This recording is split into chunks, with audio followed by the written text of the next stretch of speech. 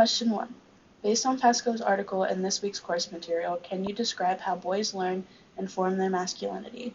Please give an example from the reading, film, or podcast. Do you think there is a problem with American masculinity? If so, how?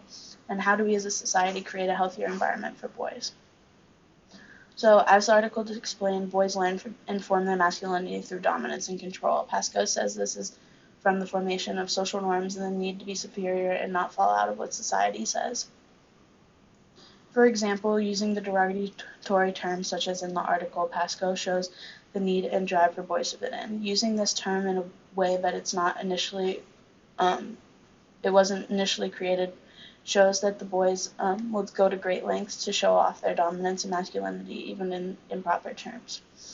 Personally, I do think there's a problem with American masculinity. I feel like there's a constant need for boys to show their dominance and be able to fit in and be the popular kid. I feel like this creates an unhealthy need for boys to be anything but vulnerable, and I feel like this creates a stigma against mental health and an unnecessary need for boys to not take care of themselves physically and mentally. I feel like as a society, allowing boys to be vulnerable and create an environment where they don't have to assert their dominance all the time, and that's not the social norm, will then allow them to grow in a less stressful and a less expectation-filled environment.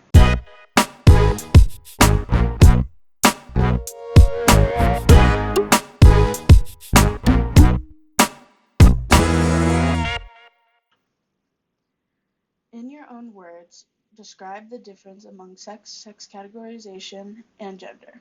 Based on Zimmerman's essay, What is Doing Gender? Please describe in detail the ways you do gender in your everyday interaction. So for me, I feel like sex is described as the biological, predetermined male-female categorization based on your reproductive system and what you're born with. Sex category is the category your actions coincide with.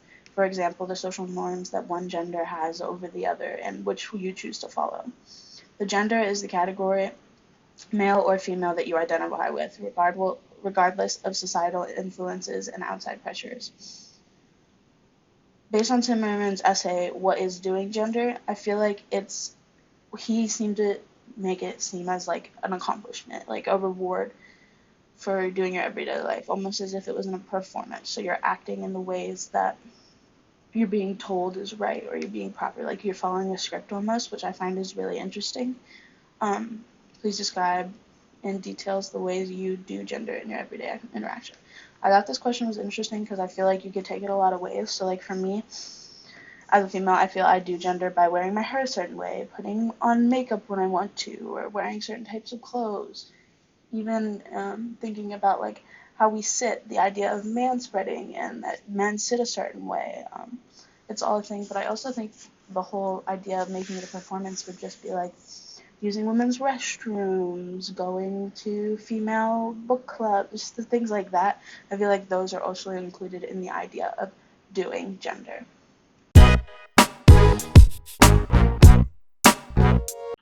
I really felt like this week's material was very interesting and can create a lot of discussion topics that almost need to be discussed in today's day and age.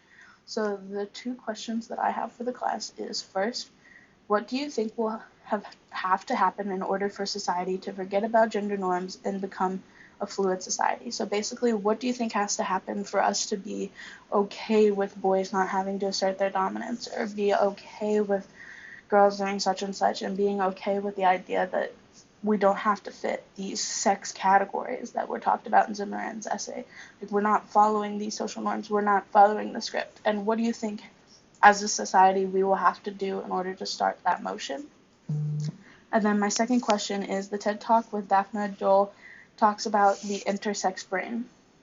Why do you think as a society we have such a problem with the idea that we aren't born with a gender, but just a sex? So we're not born with the identity that we want, but we're just born with the reproductive system that society thinks creates the gender.